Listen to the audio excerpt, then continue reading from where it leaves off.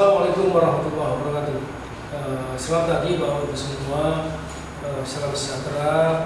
Model bisnis saat ini kita dihadapkan pada model bisnis yang dinamis dan yang selalu berubah-ubah, dan yang berhadapan dengan persaingan berbagai macam kompetitor. Oleh karena itu, di PTPN Group ke depan harus banyak SDM yang milenial untuk menghadapi persaingan secara global yang lebih ketat dan besar. Dan para pemimpin PTPN Group ke depan harus paham dan mampu menerjemahkan 10 kompetensi, harus banyak inovasi dan action di dalam perusahaan supaya mampu menghadapi kompetitor dan mengimbangi perubahan di dalam dan di luar perusahaan. 10 kompetensi yang harus dimiliki oleh seorang pemimpin atau leader antara lain leader change. Ini seorang pemimpin untuk mampu mengidentifikasi, melaksanakan, dan memimpin perusahaan ke arah yang diinginkan. Ada beberapa indikator perilaku leader change. Yang pertama, menciptakan kebutuhan akan perubahan dalam organisasi secara konsisten yang mengkomunikasikan alasan dan manfaat perubahan. Yang kedua, proses perubahan dengan menentukan upaya yang konsisten untuk menjadi panutan dan mendorong untuk mencapai sasaran perubahan. Yang ketiga, mengembangkan berbagai pendekatan dalam menghadapi tantangan untuk mencapai sasaran yang diinginkan. Lalu keempat, membangun sistem dan kebijakan untuk menghargai pihak-pihak yang membutuhkan langkah-langkah perubahan. Kelima, menetapkan langkah-langkah sistematis untuk meminimalkan resistensi untuk berubah dan meminimalkan dampak negatif dalam proses menuju perubahan yang diinginkan. Terakhir, keenam, bisa memonitor, mengevaluasi, dan menyempurnakan upaya perubahan yang berskala besar dan jangka panjang perusahaan untuk menciptakan budaya tertentu yang diinginkan. Selanjutnya, driving innovation. Inovasi di dalam organisasi merupakan tanggung jawab setiap individu dan setiap pemimpin pada setiap level organisasi. Driving innovation adalah kemampuan untuk mendorong orang lain dan menciptakan perusahaan yang terus melakukan upaya-upaya kreatif dan inovatif untuk meningkatkan proses dan hasil kerja. Selanjutnya, developing organization capabilities. Setiap organisasi perlu terus beradaptasi dan antusias dalam menghadapi dan menggerakkan perubahan. Maka proses identifikasi kapabilitas organisasi yang paling penting adalah identifikasi kekuatan, strategi internal dan eksternal. Digital leadership. Penggunaan teknologi digital saat ini merupakan hal yang tidak dapat dipisahkan dalam proses bisnis di perusahaan. Pemanfaatan digital diwujudkan dalam transformasi proses bisnis dengan cepat, tepat di berbagai sektor, termasuk di sektor perkebunan.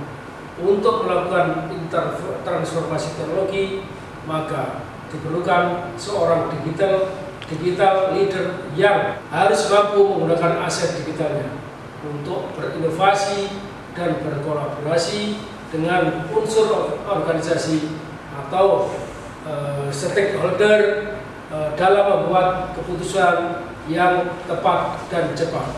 Selanjutnya, strategic orientation. Perusahaan dituntut untuk tumbuh dan berkembang.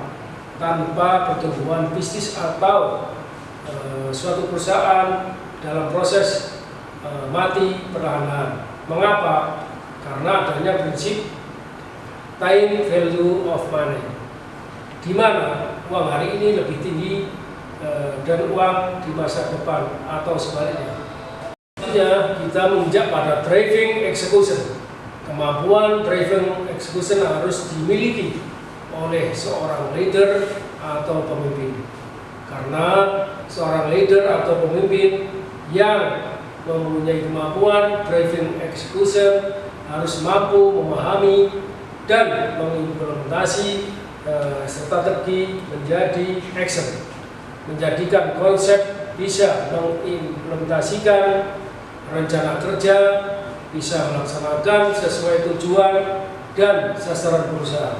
Business savvy, seorang leader atau pemimpin harus memiliki kemampuan global business savvy, yaitu kemampuan mengenali situasi dan perkembangan bisnis global terkini dari berbagai aspek, membuat strategi dan menetapkan kebijakan dengan memanfaatkan pengetahuan sesuai tren bisnis global dalam menyusun strategi bisnis dan rencana jangka panjang perusahaan.